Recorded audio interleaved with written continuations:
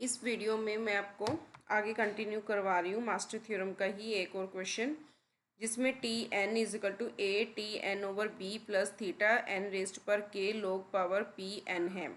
ठीक है, अगर आपके पास फॉर एग्जांपल ए की वैल्यू √2 दी हुई है, ए की वैल्यू कितनी दी है √2, बी की वैल्यू दी है आपके पास 2 और के हमारे पास 0 है, पी इक्वल टू 1। इस केस में आप कैसे इसको सॉल्व करोगे? ए की वैल्यू √2 मतलब 1.1414 हो गया। बी रेज टू पर के 2 रेज टू पर 0 मतलब 1 के इक्वल है। 1 is this 1.4 is greater than 1। So case 1 is implemented. Case 1 क्या कहता है? Theta N log B raise to पर A, theta N log 2, A की वैल्यू कितनी है √2, तो आपने ऐसे लिखना है और √2 को आगे ले जाओगे एन के ऊपर तो ये बन गया 1/2। तो आपके पास आंसर क्या आएगा? थीटा √n आंसर आएगा। नाउ नेक्स्ट जो मेथड है उसमें क्या है? For form a reference relation for code and solve it using master theorem. For example आपके पास ये कोड गिवन है ए n, if n is less than equal to n 1 है और रिटर्न 1 करना है। मतलब एन की वैल्यू आपकी लेस देन इक्वल टू 1 है तो रिटर्न आपने 1 करना है। एल्स ए स्क्वायर रूट एन है। ये आपके पास कुछ फॉर्मेट ऐसा गिवन होगा।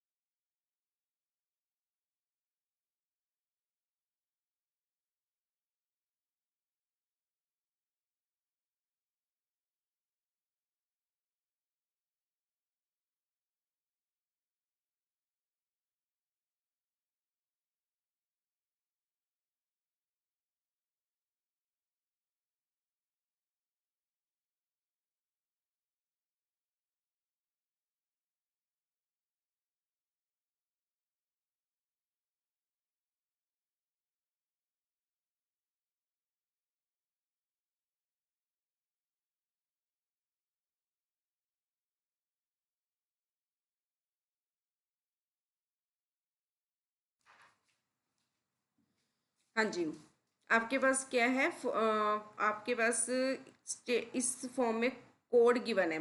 आपके पास गिवन है ए एन। ठीक है, ए एन, अगर एन की value less than equal to 1 है तो आपने क्या कर देना है? रिटर्न 1 करना है। अदरवाइज ए स्क्वायर रूट एन आपके पास रिटर्न होगा एन। तो इस कोड को हम कैसे मास्टर थ्योरम के साथ सॉल्व करेंगे? We write recurrence relation for a given code. क्या लिखेंगे? T N is equal to T square root N plus 1। ये 1 कब रिटर्न होगा? जब एन की value less than equal to 1 है। और स्क्वायर रूट एन कब रिटर्न हो रहा है? जब आपके पास एन की वैल्यू ग्रेटर देन 1 होगी। ठीक है, और अब इसको सॉल्व ऐसे करेंगे। First we write a reference relation for given code this and here 1 क्या है? कांस्टेंट टाइम है जो which is taken for comparing and returning the value. We can not directly apply master theorem on this reference relation. हम इसके ऊपर direct master theorem को implement नहीं कर सकते because it does not correspond the general form of master theorem, क्योंकि general जैसे जो फॉर्म होता है मास्टर थ्योरम का वैसी नहीं है। So we can modify bring it in the general form to apply master theorem. हम सबसे पहले इसमें क्या करेंगे? एन मान के चलेंगे N is equal to 2 raise to power M है। इसको फर्स्ट इक्वेशन ले लेना है। फिर उसके बाद आपने जो आपने ऊपर गिवन कोड लिखा है टी एन, एन की जगह पर आप क्या लिखोगे? 2 raise to power M is equal to T और 2 रेज टू पावर एम, बाहर पावर क्या आएगी? 1/2 प्लस 1 लिख दोगे। ठीक है, नेक्स्ट उसके बाद आपने क्या करना है? T is 2 raise to power M को एज्यूम करना है एस एम। इस तरह आपने इसको एज्यूम करके चलना है। तो अब 2 T bracket star 2 raise to power M raise to power M over 2, 2 raise to power M over 2m। तो ये कन्वर्ट किस में हो गया? एस एम ओवर 2, क्योंकि हमारे पास ये वाली जो वैल्यू है किसके इक्वल है? एस एम के। तो ये ओवर 2 क्या रह गया? यहाँ पर ओवर 2 लिख दिया, ये वाला एस एम इसकी जगह पर आ गया। अब नेक्स्ट हमारे पास एस एम इक्वल टू आपने क्या लिखना है? S M is equal to S M over 2 plus 1, क्योंकि हमारे पास इक्वेशन क्या थी? T N is equal to T square root N plus one, ऐसे लिखा था हमने। तो फिर हमने उसके बाद two raise to power M कर दिया इसको, यहाँ पर हमने N raise to power M over two कर दिया था, ठीक है। तो प्लस वन ये ऐसे लिखा था हमने। फिर उसके बाद हमने इसको क्या ज्यूम किया,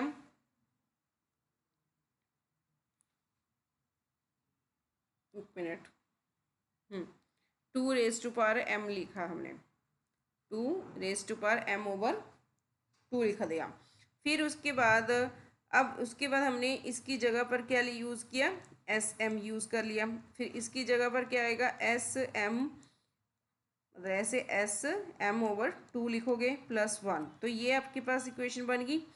अब हम इसके ऊपर अप्लाई करेंगे मास्टर थ्योरम को। जब हम मास्टर थ्योरम को अप्लाई करेंगे we compare given reference relation with S M is equal to A S M over B plus theta M raise to power के log power P M. Same to same वही है master theorem है जो पहले सबसे पहले हमने पढ़ी थी, उसी के अकॉर्डिंग इसको उसकी जगह पर फिल कर दिया हमने।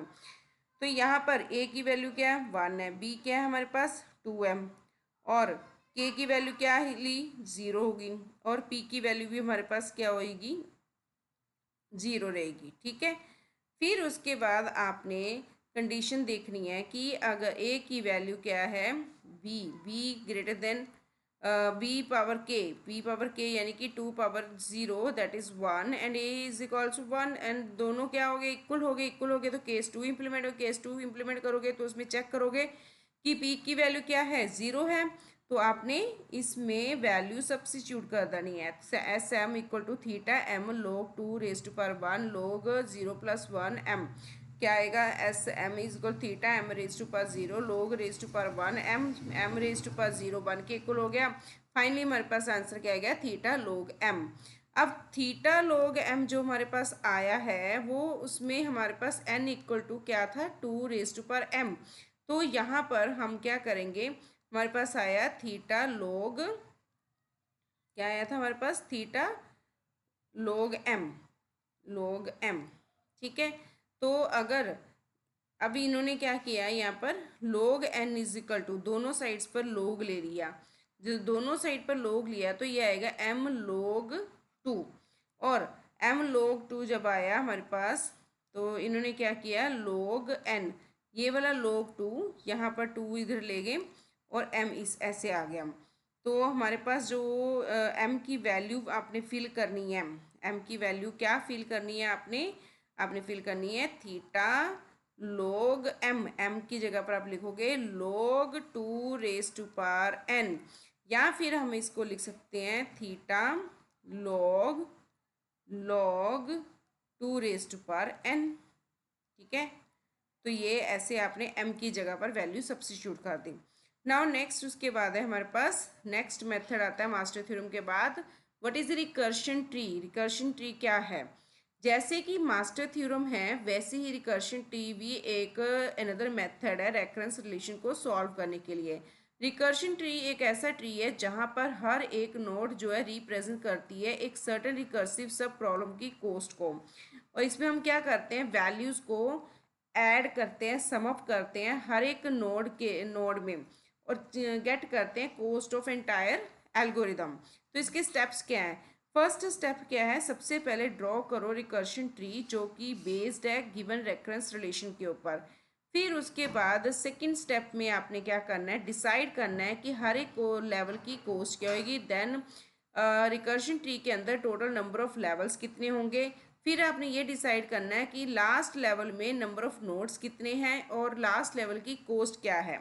स्टेप नंबर 3 में आपने ऐड करना है कोस्ट, जितनी भी होगी आपके रिकर्शन ट्री की जितने लेवल्स है सभी की कोस्ट को आपने उसको ऐड कर देना है।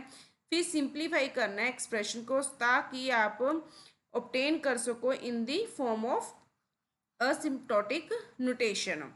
फिर उसके बाद आपने क्या करना है, जस्ट ए मिनट, आपने इसमें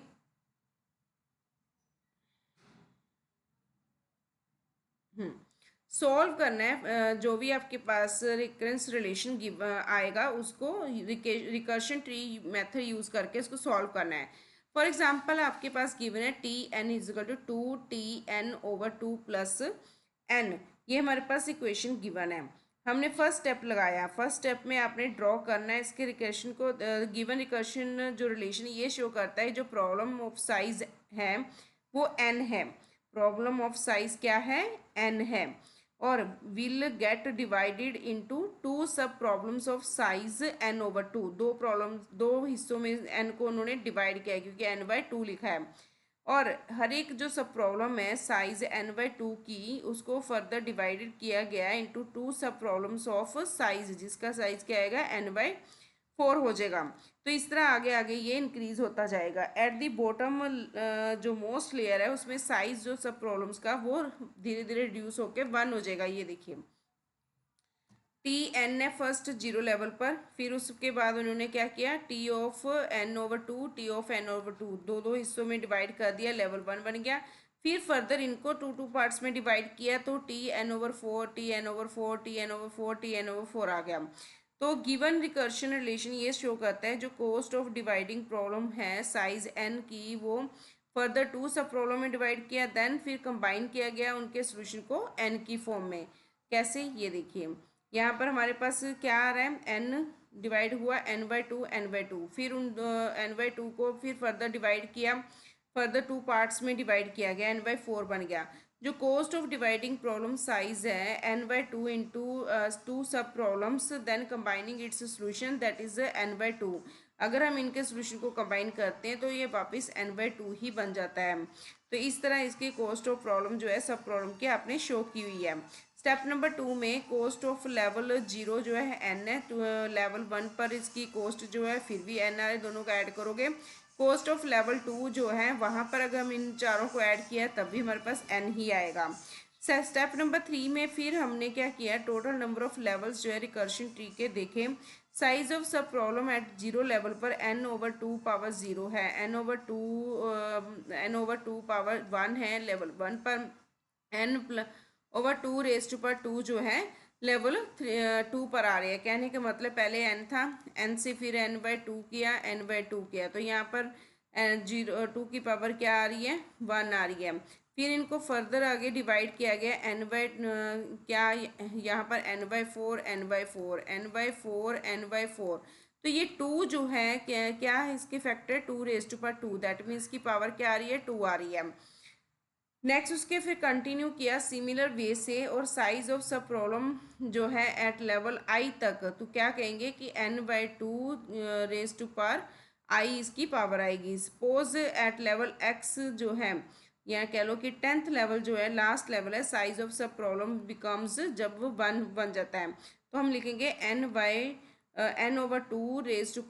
that is equal to 1, and 2x by cross multiply जब करोगे 2^x is equal to n आ जाएगा।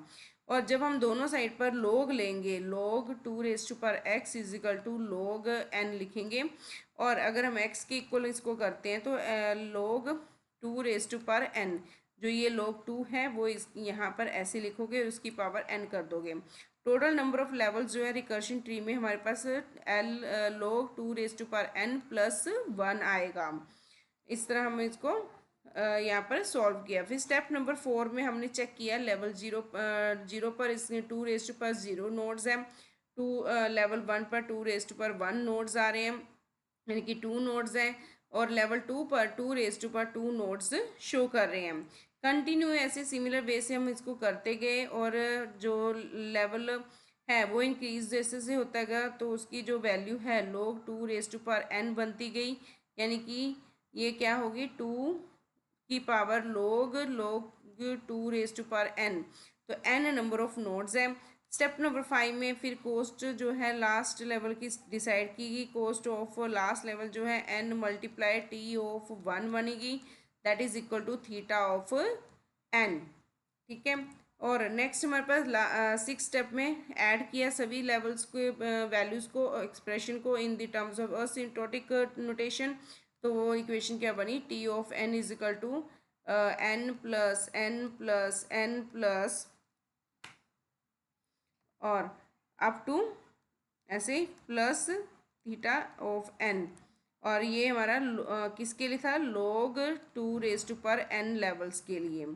और यहाँ पर हमने इसको सॉल्व करके बताया n multiply log 2 raised to power n levels plus theta n, n log 2 raised to power n plus theta n, और थीटा हमने यहाँ पर बाहर लिखा n log 2 raised to power n, ऐसे हमने लिख दिया इसको n को कॉमन निकाल के। ठीक है, ये हो गया हमारा रिकर्शन वाला पॉइंट खत्म। नेक्स्ट पॉइंट है depth first search. Depth first search किसे कहते हैं? डेप्थ फर्स्ट सर्च और डीएफए से एक ग्राफ ट्रांवर्सल एल्गोरिदम है। क्या है? एक ग्राफ ट्रांवर्सल एल्गोरिदम है जिसको यूज़ किया जाता है ट्रांवर्सिंग करने के लिए, सर्चिंग करने के लिए ग्राफ को एक सिस्टमेटिक फैशन में।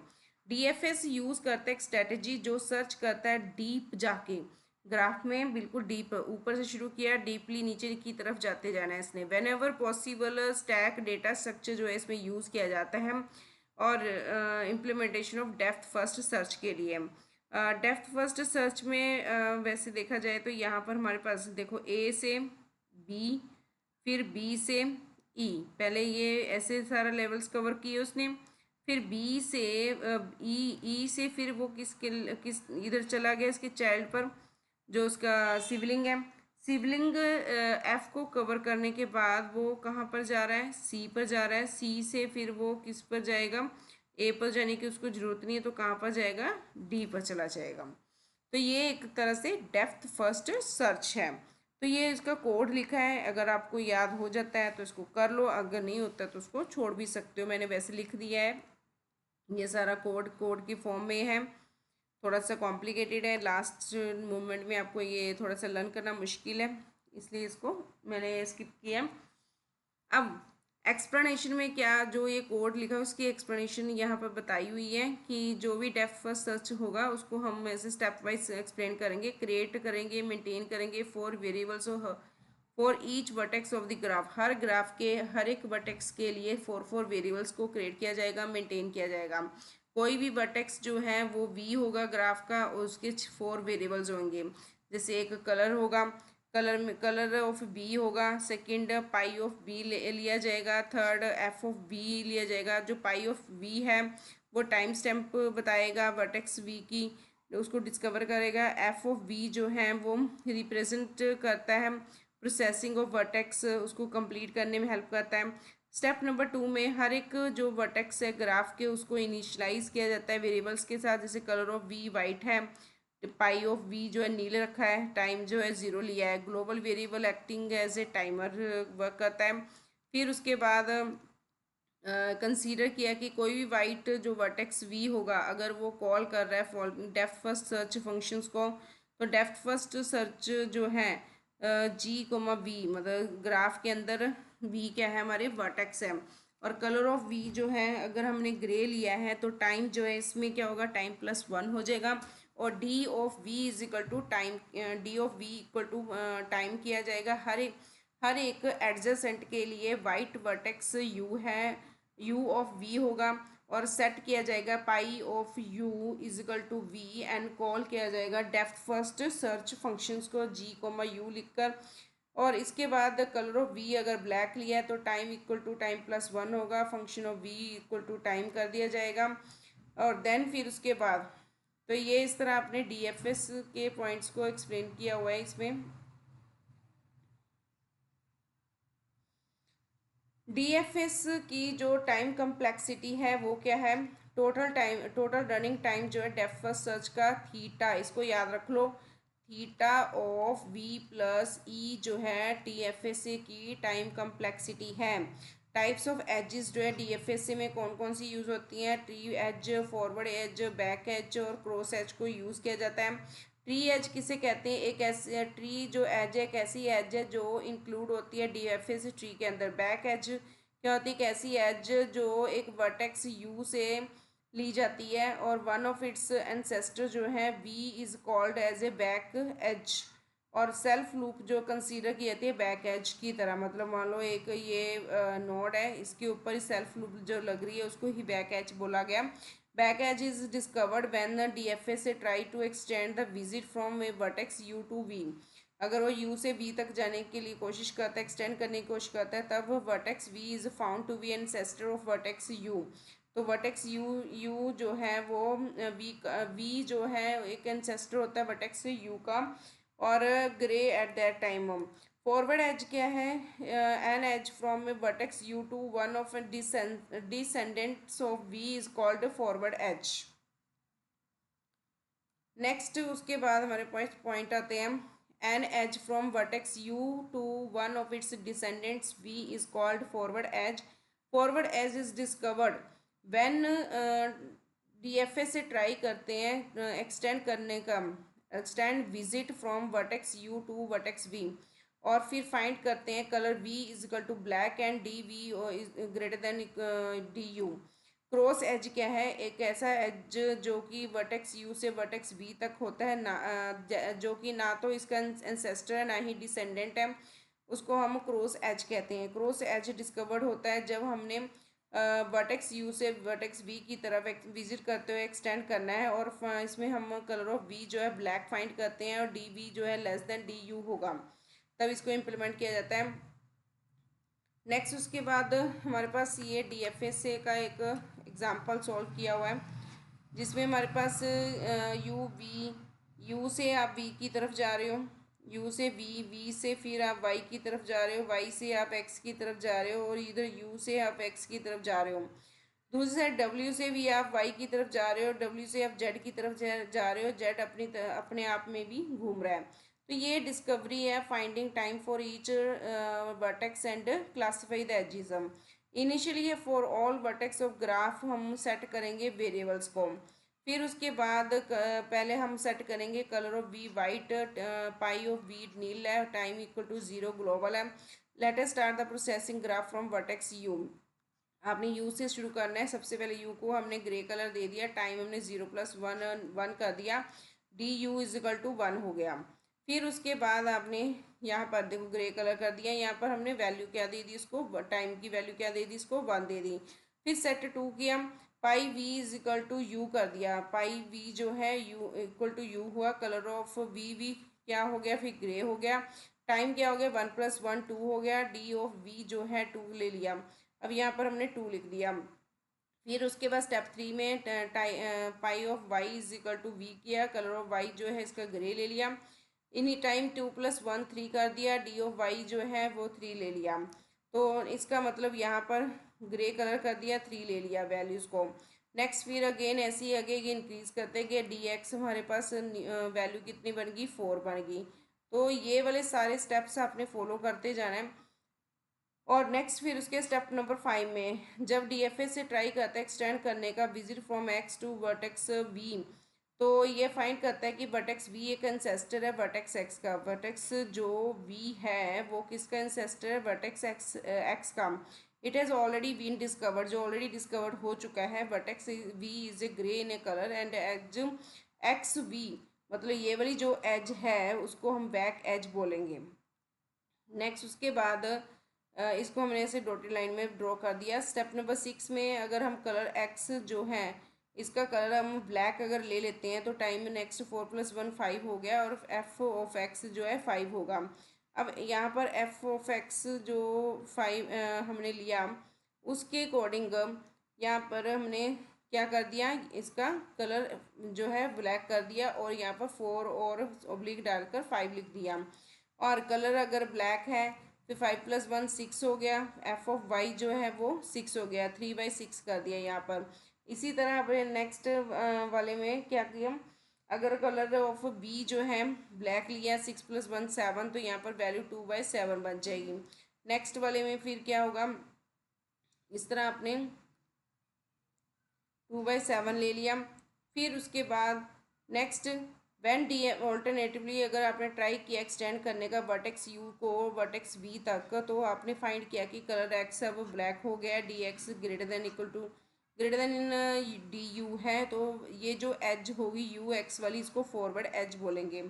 यू एक्स वाली कौन सी एज होगी, फॉरवर्ड एज बोलेंगे इसको, फॉरवर्ड एज। ठीक है जी। और नेक्स्ट उसके बाद फिर उसके बाद हमारे पास अगर हमने अगेन यू की वैल्यू ब्लैक लेडी 7+1 8 हो गया, तो यहाँ पर 1/8 वैल्यू बन जाएगी। नेक्स्ट उसके बाद फिर स्टेप नंबर 12 आपने फिर नेक्स्ट एक्सटेंड किया। आपने एक डब्ल्यू वे वर्टेक्स लिया, डब्ल्यू वर्टेक्स से भी आप वाई पर जा रहे हो, ठीक है, यहाँ से आप वाई पर जा रहे हैं क्योंकि यहाँ पर 8 9 आ गया। तो जब आप वाई से डब्ल्यू से वाई की तरफ जा रहे हो तो vertex y has already completely processed, that is vertex y has finished. Vertex y is neither a descendant nor a ancestor of w. So alternatively when DFS try to visit the from vertex w to vertex y, अगर ये w vertex से यहाँ पर visit करने की कोशिश करता है तो उस केस में क्या होगा, कलर ऑफ वाई जो है अगर ब्लैक है तो d y is greater than less than d डब्ल्यू। तो उस केस में अगर ये लेस देन है वाई डब्ल्यू से तो डब्ल्यू जो वाई है ये वाले, क्योंकि कोई रिलेशन नहीं है इसलिए इसको क्रॉस एज भी बोला गया है, और डब्ल्यू का कलर जो है ग्रे रखा गया है। और नेक्स्ट टाइम पर ये 9+1 कितना हो जाएगा 10, यहाँ पर 10 आ जाएगा 9/10। और नेक्स्ट डब्ल्यू से जेड की जो वैल्यू उसको हमने 10 दे दिया डी डब्ल्यू को। फिर उसके बाद हमने यहाँ से सेल्फ लूप कंसीडर किया जो बैक एजेस है, जो ये वाली ये क्या होगी हमारी बैक एज बन गई। तो self loop present on vertex z is consider a back edge. Next उसके बाद फिर अगर जेड की वैल्यू आपने ब्लैक ले ली है तो Z+1 11 हो गया, तो यहाँ पर Z/10/11 आपने कर दिया। तो इस तरह आपके पास DFA से जनरेट हो जाएगा, ठीक है। तो since all vertices have turned black and so we stop, this is how given a graph is traverse using depth first search technique. Now next question raise होता है, what is a breadth first search. Breadth first search एक ऐसा graph traversal algorithm है which is use for traversing searching graph in a systematic way. And breadth first search जो है use करता है strategy जो कि सर्च होती है in a graph breadth first manner whenever possible. और क्यू डेटा स्ट्रक्चर इसमें यूज़ किया जाता है implementation of breadth first search. Breadth first search की एग्जांपल क्या है, हमारे पास A B C D E F, आपने क्यू वाइज इसमें चलना होता है, तो इसलिए यहाँ पर आंसर क्या आएगा ABCDEF। मतलब आप पहले ABCDEF ऐसे पहले 1 से आपने इस लेवल पर गए, फिर इसको कवर किया, फिर आपने यहाँ पर आना है, फिर इधर। तो ये हो गया हमारा breadth first search. Breadth first search traversal order हमारे पास ये गिवन है breadth first search algorithm. First of all breadth first BFS of V, E, SM, B for vertices, E for edges, और S क्या है for each vertex V in V जो है वो उसको हमने S लिया है। नेक्स्ट उसके बाद ये कोड लिखा है, कोड को याद करना कर लो, नहीं तो छोड़ भी सकते हो। अब यहाँ पर कुछ स्टेप्स बताए हुए हैं, ठीक है, जैसे मैंने ये डेप्थ फर्स्ट सर्च के स्टेप्स डिस्कस किए वैसे ही इसके स्टेप्स हैं ये। इसमें भी आपने वाइट ग्रे ब्लैक कलर लेना है। वाइट जो कलर है वो सिग्निफाई वर्टेक्स को सिग्निफाई करता है जब आपको डिस्कवर नहीं हुआ अभी तक। ग्रे कलर उस टाइम आपने सिग्निफाई करना है जब आपको कुछ डिस्कवर हो गया, प्रोसेस करना शुरू कर दिया। ब्लैक कलर तब दोगे जब कम्प्लीटली सारा प्रोसेस आपको मिल जाता है, सब कुछ पता लग जाता है कि कौन कौन सा कैसे है। इसमें भी आपने क्या करना है, पहले कलर V लेना है, सेकेंड आपने कलर पाई ऑफ V लेना है, फिर D ऑफ V लेना है, फिर उसके बाद ये वाले स्टेप्स फॉलो करके आपने इसको सॉल्व करना है। सेम टू सेम जैसे मैंने आपको DFS से में बताया सेम वही मेथड इसमें यूज़ होगा। और क्यू बस ये है कि इसमें जाएगी, और जो टोटल रनिंग टाइम है ब्रेथ फर्स्ट की वो बिग ओ नोटेशन V+E है, उसकी थीटा ऑफ V+E थी डेप्थ फर्स्ट सर्च की। ये इन्होंने एग्जांपल लिए है, इसमें हम क्या करना है, हमारे पास VRSWTXUV ये वह कवर करने हैं। और जितने भी जो वर्टेक्सेस हैं हमें वर्टेक्स S जो है स्टार्टिंग पॉइंट कंसीडर करना है इसमें। गिवन है क्वेश्चन में कि S से शुरू करो, ठीक है, तो हमने यहाँ पर S से इसकी स्टार्टिंग करनी है।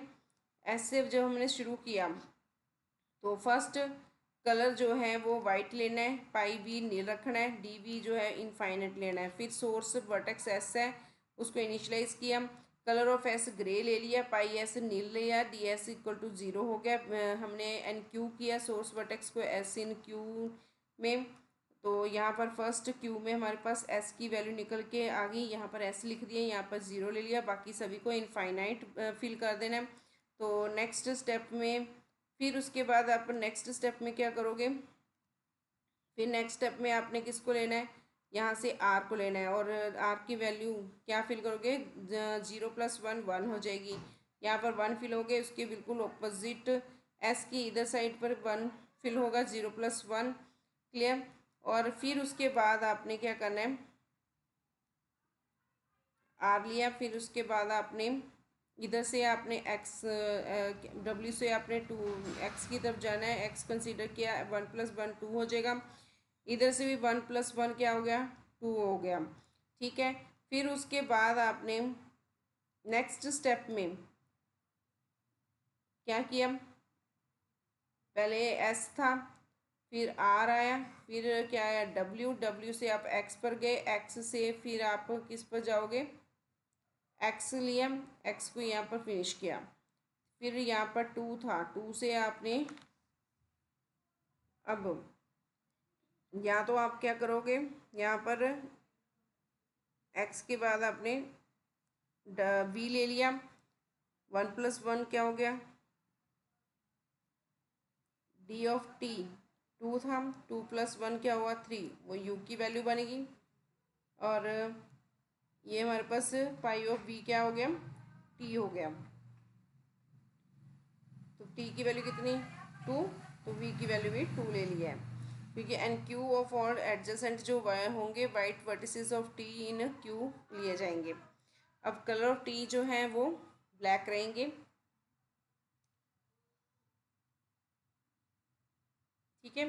फिर उसके बाद स्टेप 6 में आपने डी क्यू कर देना है, वर्टेक्स एक्स फ्रॉम क्यू, जितने भी एडजेसेंट है white vertices v, vertex y of vertex x, तो कलर जब हमने ग्रे लिया तो डी वी डी एक्स + 1 करना है, और पाई ऑफ वी एक्स लेना है, एन क्यू करना है एडजेसेंट को, वाइल वर्टिसेस ऑफ एक्स जो है क्यू जो है उसके अकॉर्डिंग, फिर कलर ऑफ एक्स ब्लैक कर लिया।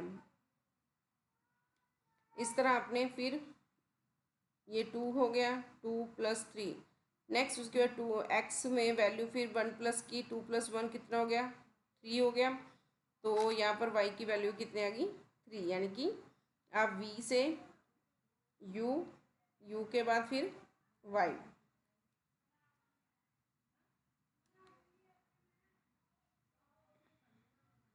फिर जो जो कवर होते गए उनको निकाल, एक एक स्टेप बाहर भी होते गए, डी क्यू भी करते जाना है हमने, यू अब यू और वाई रह गया, फिर उसके बाद अपने यू को डी क्यू कर दिया, फिर उसके बाद वाई रह गया, वाई को भी डी क्यू करोगे, और लास्ट में हमारे पास क्यू द्वारा वापस एम्प्टी हो जाएगी। जिन जिन को जैसे जैसे डी क्यू करते होंगे उसको ब्लैक कलर करते जाना है। Since all vertices have turned black and q has got empty, so we stop. This is how any graph is traversed using breadth first search method. Now next उसके बाद है in a design and analysis of algorithm DA, approximation और randomised algorithm क्या है, दोनों ही techniques जो हैं कंप्यूटेशनल हार्ड प्रॉब्लम्स को सॉल्व करने के लिए यूज़ किए जाते हैं। अप्रोक्सीमेशन एल्गोरिदम हमें सोल्यूशन प्रोवाइड करता है कि क्या which are not necessarily optimal, जो कि नेसेसरी जरूरी नहीं है कि ऑप्टिमल हो, बट गारंटी देता है एक सोल्यूशन की with in a certain quality के साथ, क्वालिटी फैक्टर ऑफ ऑप्टिमल।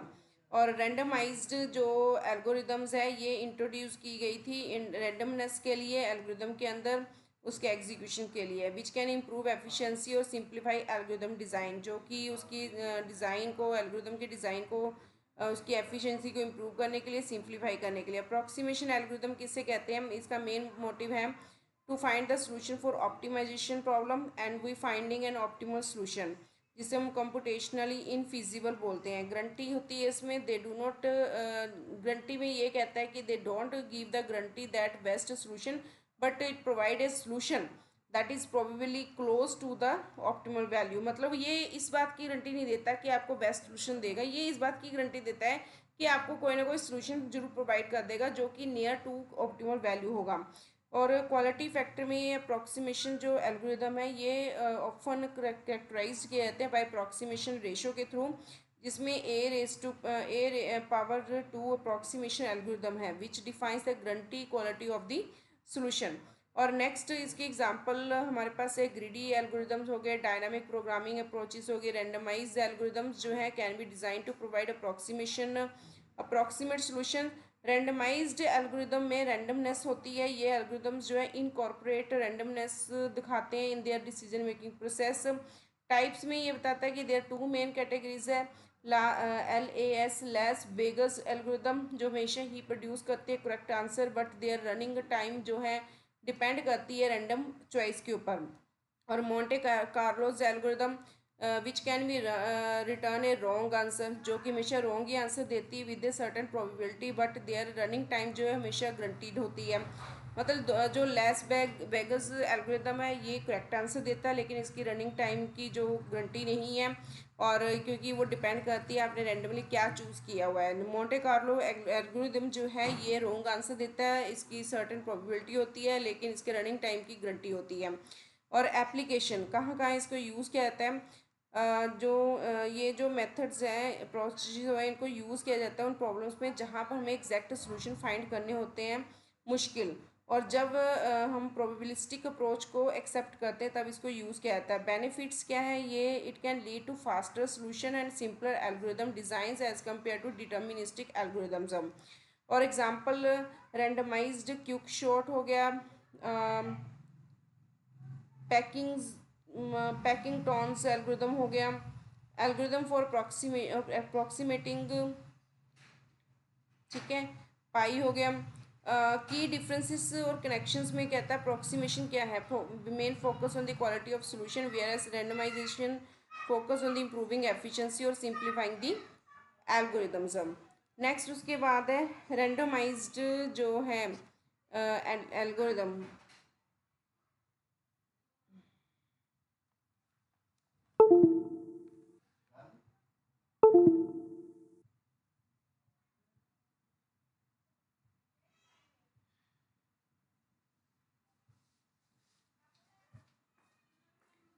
जो रैंडमाइज्ड एल्गोरिदम है इसको अप्रॉक्सीमेशन एल्गोरिदम में ही यूज़ किया जाता है। किस पर्पज़ के लिए इसको यूज़ किया जाता है, परफॉर्मेंस को एनहांस करने के लिए इसको यूज़ किया जाता है, बेटर अप्रॉक्सीमेशन के लिए। और दोनों ही टेक्निक्स जो है वैल्यूएबल टूल्स प्रोवाइड करती हैं in addressing the computational complexity of difficult problems. Randomization जो रैंडमाइज्ड एल्गोरिदम है डेटा स्ट्रक्चर के अंदर एल्गोरिदम के अंदर वो एल्गोरिदम्स हैं जिनको यूज़ किया जाता है randomness in their calculations to achieve a desired outcome. ये जो एल्गोरिदम है ये एक रैंडमनेस को इंट्रोड्यूस करते हैं ताकि you can improve the efficiency, you can simplify the algorithms design. When you want to incorporate random choices into your processes, randomized algorithm जो है वो हमें एक faster solution provide करते हैं, better approximations provide करते हैं as compared to which you want you determine deterministic you use the deterministic algorithms. जो डिटर्मिनिस्टिक एल्गोरिदम्स आपने यूज़ किए होते हैं उसके कंपैरिजन में ये हमें बेटर सोल्यूशन प्रोवाइड करते हैं, अप्रॉक्सीमेशन प्रोवाइड करते हैं। So they are particularly useful in दो सिचुएशंस जहाँ पर आपने एग्जैक्ट सॉल्यूशंस फाइंड करने हैं लेकिन they are very difficult to find and then you use the probabilistic approach and which is acceptable by approximation and randomised algorithm. क्यों use किया जाता है, मैं बहुत सारे रियल वर्ल्ड प्रॉब्लम्स है जहाँ पर हम चैलेंजेस को कंप्यूटेशन कैलकुलेट करते हैं, उन प्रॉब्लम्स को के लिए हम इसको यूज़ करते हैं। जैसे कि ट्रैवलिंग सेल्स पर्सन प्रॉब्लम है जहाँ हमें शॉर्टेस्ट रूट विजिटिंग जो है सेट ऑफ सिटीज़ फाइंड करना होता है। नैपसैक प्रॉब्लम जिसमें हमने items with maximum total value के साथ जो फिट करती है नैपसैक्स कैपेसिटी के अंदर उसको हमने सेलेक्ट करना होता है। ग्राफ कलरिंग इसमें हमने असाइन करने होते हैं colours to the vertices of a graph such that no adjacent vertices have same colour, भी कोई भी दो से एडजेसेंट जो है उनके सेम कलर नहीं होने चाहिए।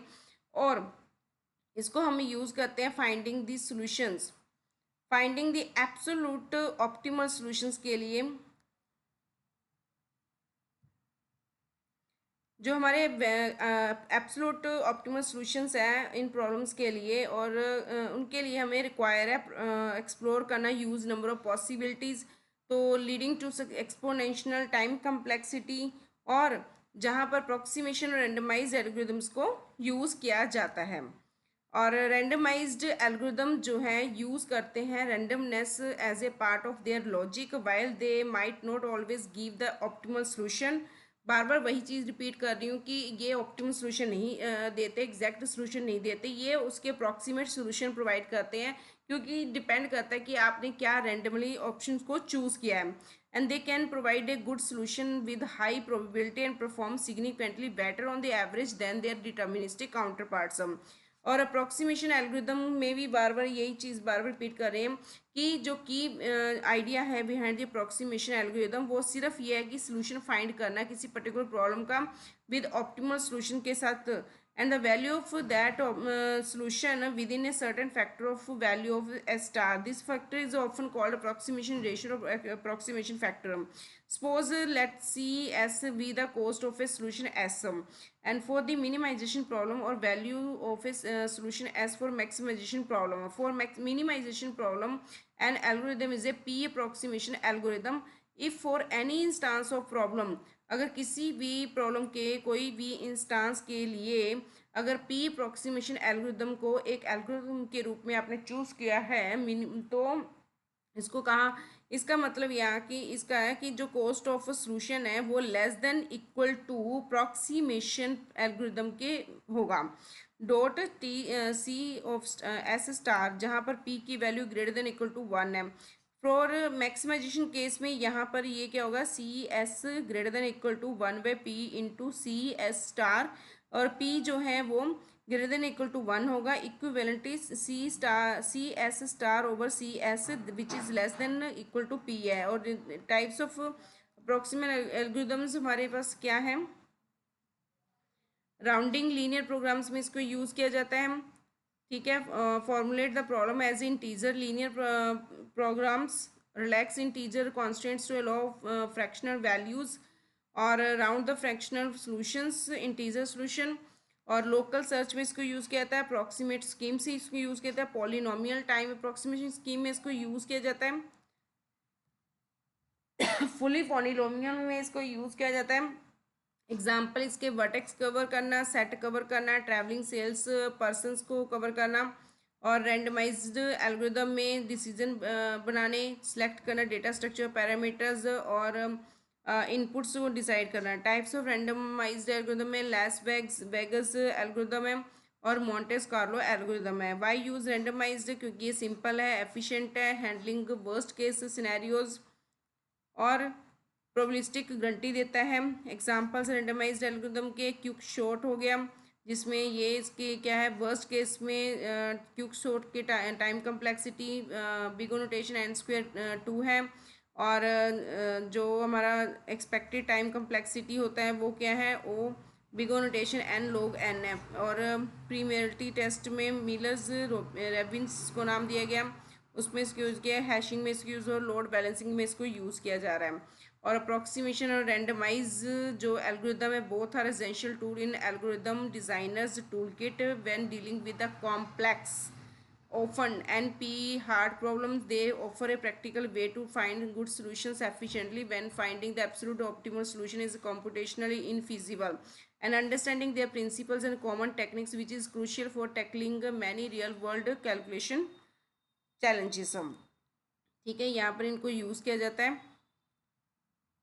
मैंने यहाँ तक आपको समझा दिया है। नेक्स्ट मैं आपको थोड़ी देर बाद फिर एक न्यू वीडियो डाल के उसमें समझा दूँगी नेक्स्ट टॉपिक्स को। अगर ये वीडियो आपको अच्छी लगी इसको लाइक और शेयर करना, और अपने फ्रेंड्स के साथ शेयर जरूर करना, सब्सक्राइब करना मत